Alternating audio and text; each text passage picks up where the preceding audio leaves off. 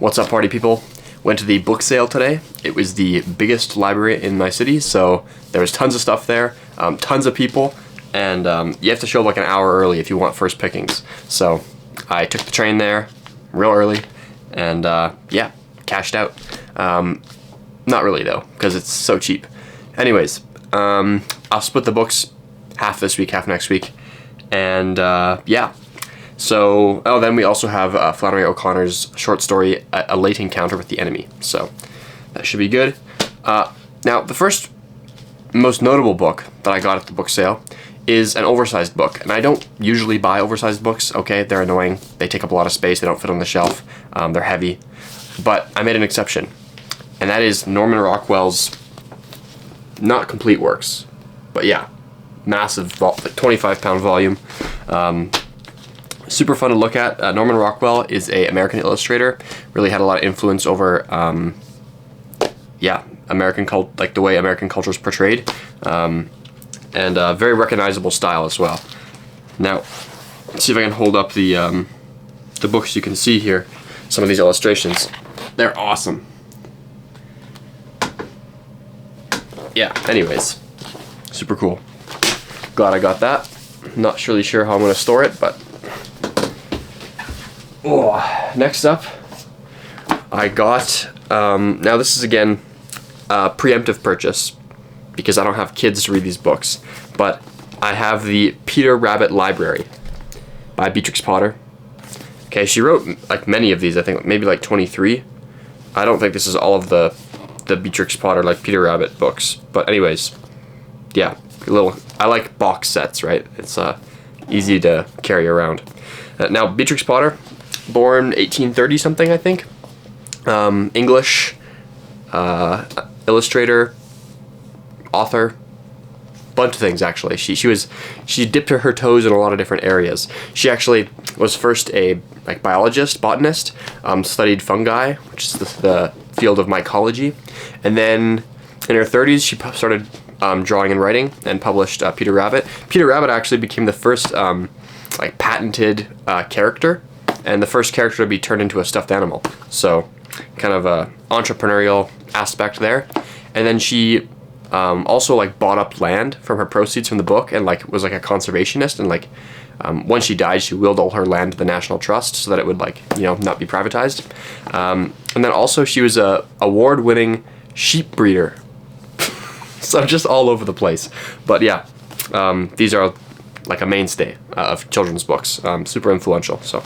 Yeah, glad I got that. Next up, we've got something I've been looking for a while, and regret, it's not the complete works. It's only selected works. But sometimes that's all you can get. And that is the selected poems of Emily Dickinson. Now, Dickinson, also born early 1800s, I believe, and she wasn't really well known in her lifetime. And that's probably her own fault, because she wouldn't really leave her room, didn't really like greeting people, was super introverted, just stayed in her room all day. I wonder if she had some sort of form of autism or something. Who knows? She also was known for just really liking white clothes, which also seems like an autistic trait. Who knows? That's total speculation. I'm sure there's an essay on it somewhere out there in academia. Someone's published that.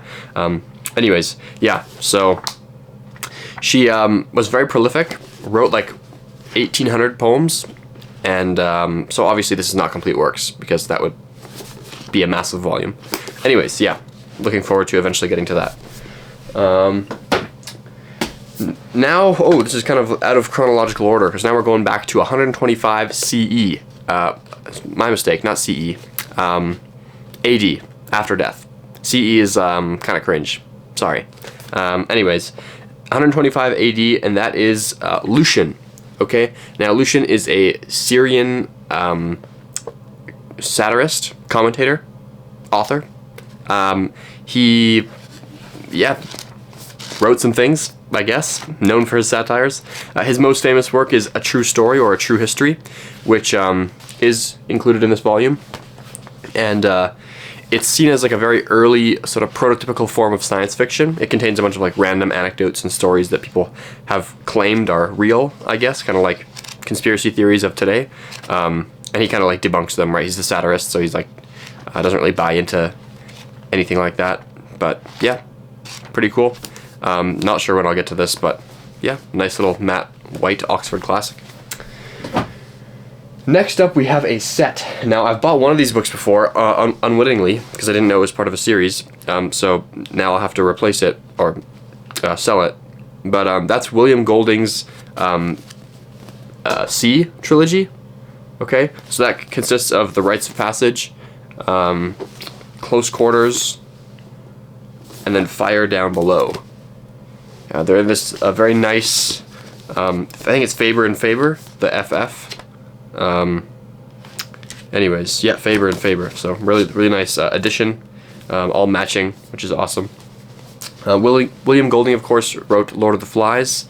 I also have The Inheritors and The Pyramid by him, so a nice little edition. I don't think he has too many novels, so I'm probably getting close to all the novels he wrote. But yeah, won the Nobel Prize 1983. Even though I think he died in the 90s actually. I always think that for some reason Golding is like 19th century, but he's actually 20th century. He was knighted posthumously because he made such a contribution to literature. So yeah, real famous dude. The C trilogy that I bought, it's about this guy on a ship. I think it explores themes of like class separation. I'm not really too sure, but yeah, I like getting a nice full set. Next up, we have 2 books by E.T.A. Hoffmann. Now, you might know E.T.A. Hoffmann because he wrote The Nutcracker and the Mouse King, which is what Tchaikovsky's Nutcracker ballet suite, I don't know what to call it, is based off of. He also wrote another famous Christmas tale called The Golden Pot, which we have here in this volume. He wrote a bunch of other stuff as well. He was a German guy, 1770s, I think he was born. So I'm not sure if all his work's been translated to English, but yeah, he, what was I going to say about him? He, yeah, wrote a bunch of stuff. He also has a short story called The Sandman, which was psychoanalyzed by Freud in one of Freud's works, so that's kind of cool. A little bit of a connection point there, and Sandman's in this one as well. And then also kind of a rarer Hoffmann find is The Life and Opinions of Tomcat Murr. Which is just a speculative work where he like pretends he's a cat that can write, and he just like writes about his life, like autobiographical work by a cat. So that's kind of funny. I do have a copy in my Christmas box set of Hoffmann's Nutcracker as well as Golden Pot. I read them both. I wasn't super hot on them, to be honest. They were okay, but yeah, we'll see if he vindicates himself with these. Lastly, for this half of the book sale haul, is a Reader's Digest hardcover of The Adventures of Tom Sawyer. Now, if you remember, like a month and a half ago, I started reading, what was it? It was Charles Dickens's Great Expectations. And for some reason, I had read that as a kid, and for some reason I thought that at the end they get stuck in a cave.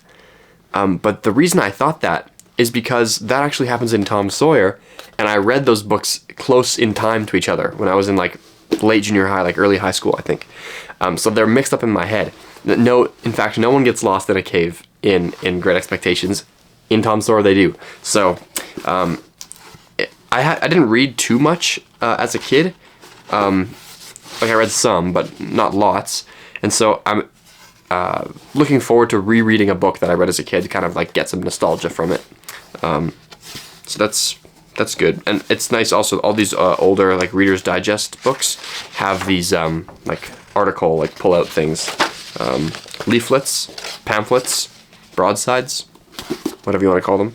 But yeah, so pick that up again, and all these books are like $1 each, so can't go wrong.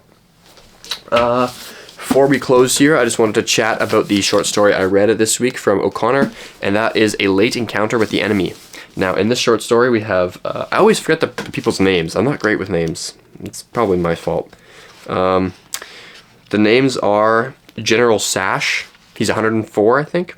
Yep, 104. And he lives with his granddaughter, Sally Poker Sash. So Sally and... Well, what's the General's real name? We'll just call him the General. I don't want to look for it. Anyways, they're very interesting because the General and Sally kind of have these opposite views of history. So the general, his mind is kind of going, okay? He's not doing great. And his opinion on history is he really just has no use for it. Even though he is old, he himself is a relic, belongs in a museum, and people venerate him for his attachment to history. He doesn't himself care for it. All he remembers about his life is that he was recognized for different things, and he likes going to parades and people looking at him because he likes the attention, and he just likes taking pictures with pretty girls. And he likes seeing the pretty girls. Like, it's mentioned many times. So he's kind of like even though he looks venerable and what would you say, like noble and has this like real praiseworthy attachment to history, he himself as a person is very frivolous. Now, his granddaughter Sally, she's 62. She's had to go back to school for her bachelor's of education, I guess.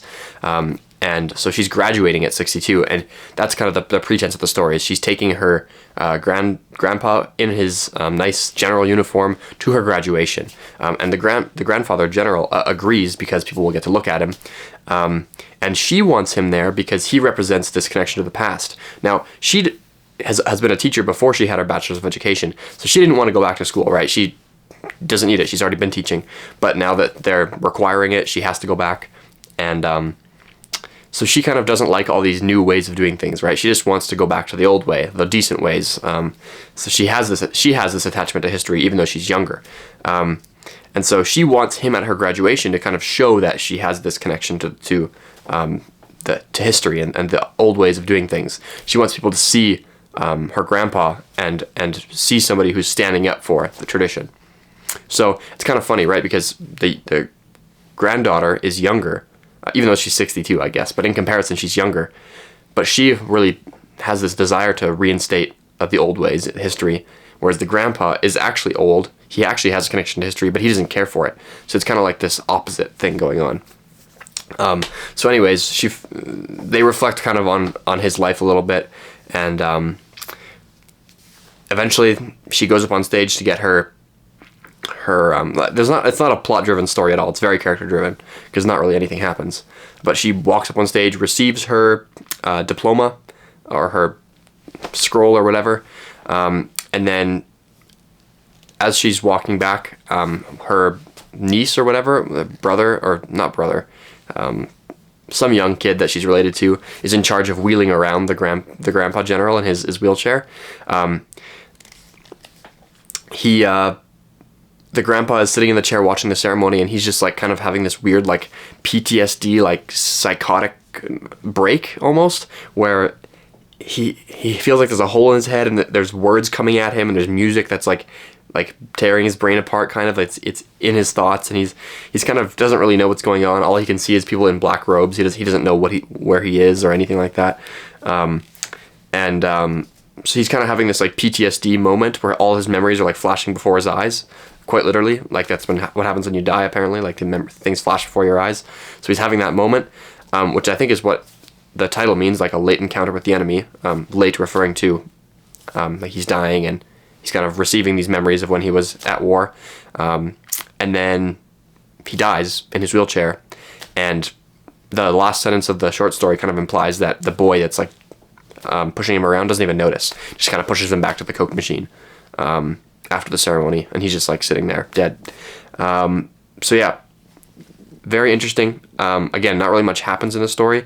If I had to like wager a guess as to like what the main moral is, again, I know that Flannery O'Connor is not necessarily intending for there to be a takeaway, but I think it is like the main thing she explores in the short story is this connection to history, and how oftentimes the people that we venerate as being like these connections to tradition and history often don't even care for it themselves, right? So that was, yeah, good to read that. Anyways, I don't think I have much more to say. Christmas soon, so that's fun. I'll try to read some Christmas stuff. Not sure I'll get it done. We'll see. Otherwise, stay peachy. See you next week.